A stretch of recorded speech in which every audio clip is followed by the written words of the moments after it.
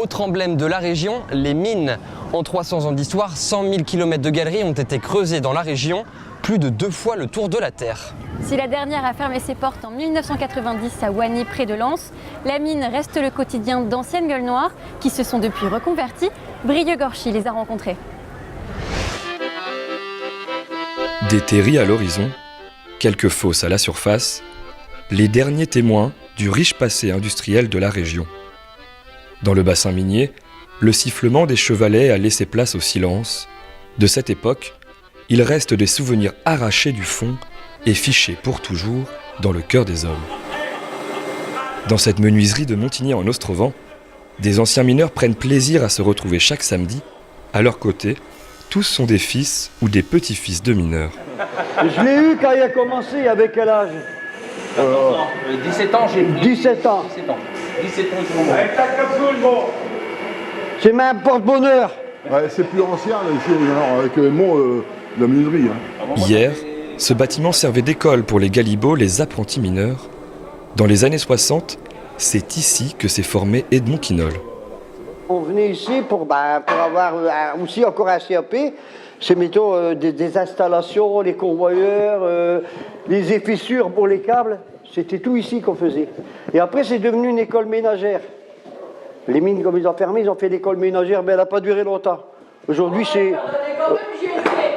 Elle y a été, mais maintenant il n'y en a plus. Faire le choix de la mine, c'était s'exposer aux éboulements, aux coups de grisou et même parfois à la mort. Alors pour y entrer, Edmond a dû faire preuve d'un peu de malice. Là, c'est ma père qui a signé. Alors pour faire signer, parce que ma père ne voulait pas aller à la mine, ça, je l'ai plié. Puis comme il joue au pigeon, il était les copains, il était pressé avec ses pigeons. Il dit, papa, c'est pour l'école, il m'a signé ma contrat. J'étais embauché. Lorsqu'il remontait du fond, les hommes se retrouvaient ici pour se divertir. Une habitude qu'Edmond et Joël n'ont jamais perdue. La mine, elle continue à vivre.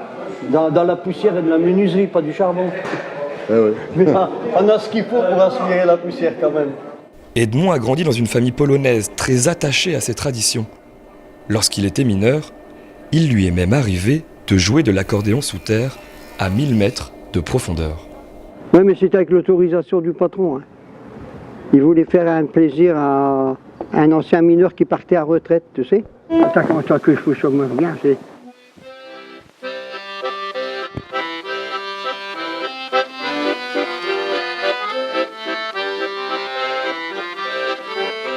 Quelques notes de musique pour un voyage dans le temps.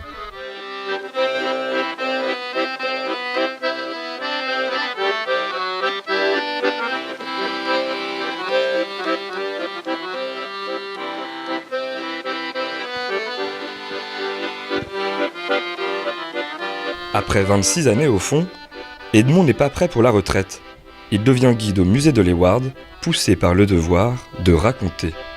Aujourd'hui, il a laissé sa place à de plus jeunes, comme Joël Pamard. On s'est connu à la menuiserie, à la menuiserie. À la menuiserie, il m'expliquait qu'il était mineur et chez là, alors comme on savait qu'au musée, il cherchait des mineurs. Et lui était intéressant parce que lui avait été dans les mines de Lorraine. Donc le musée était intéressé par lui. Donc il était venu et puis il a été guide jusqu'à aujourd'hui, encore guide.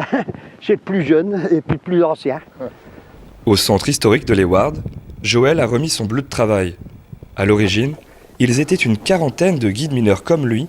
Aujourd'hui, ils ne sont plus que 4 à témoigner de toute une vie. Dans une galée comme celui-ci, quand c'est l'aérage primaire, là on tourne au puits, ici vous marchez comme ça. Pourquoi? Et l'homme court en l'air. Ici, si vous le laissez comme ça, vous partez en arrière, vous envolez. Ah oui, l'aérage est puissant là. De l'air, c'est ce qui a manqué aux mineurs de Forbach en Lorraine. Joël Pamard y était en 1985. Il était là lors de la catastrophe du Puy-Simon. 3000 personnes y travaillent, 22 y sont mortes ce matin, à 1050 mètres de profondeur, sans doute victimes d'un coup de grisou, d'une concentration de plus de 5% de méthane dans l'air d'une galerie. Une étincelle suffit alors à déclencher l'explosion, suivie de l'embrasement des poussières de charbon. Ce matin, aucun des nombreux systèmes de détection n'a prévenu les mineurs. On nous a appris que le feu, il fallait évacuer, c'est tout ce qu'on nous a dit. Évacuer, retourner au puits. Mais en arrivant au puits 5, le problème c'est que j'ai vu une civière, et sur la civière un camarade, il s'appelait Philippi, 36 ans, père de 3 gosses, qui était un de mes meilleurs amis, et qui est décédé ni plus moins que par le souffle de l'explosion. Ça m'a foutu un choc. Il m'a fait des mois pour me remettre, au niveau psychologie. C'est un peu un hommage que de raconter leur histoire aussi. Oui, c'est ça. Et j'en parle tous les jours, quand je suis au musée, j'en parle tous les jours. De son premier jour au fond jusqu'au danger de la mine, le guide raconte les mêmes souvenirs aux visiteurs plusieurs fois par jour. Un jeune Galibo, en début de carrière, 14 ans, il peut quand même toucher une moyenne 50% du salaire brut d'un mineur. Moi, je me souviens, quand j'avais 12-13 ans, j'ai des camarades, un peu plus vieux, ils travaillaient comme Galibo, mais chaque fois, ils venaient me narguer, là oui, avec leur porte-monnaie rempli de billets et mobilettes toutes neuves. Et moi, j'ai un vélo qui a plus de 20 ans. Vivement que je serai aussi comme Galibo, que je peux aussi m'acheter une mobilette. D'un côté, c'était aussi, bien sûr, motivant. Pour le public, ces rencontres permettent de mieux comprendre l'évolution du métier et de toute une région. Comme on dit toujours, c'est nos anciens qui ont chauffé le cul de la France après la guerre. Et donc c'est quelque chose quand même, il faut qu'on garde.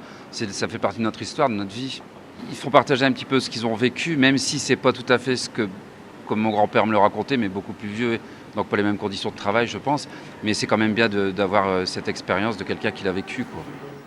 Dans le Nord-Pas-de-Calais, les mines ont fermé depuis 30 ans et les derniers mineurs se comptent sur les doigts d'une main.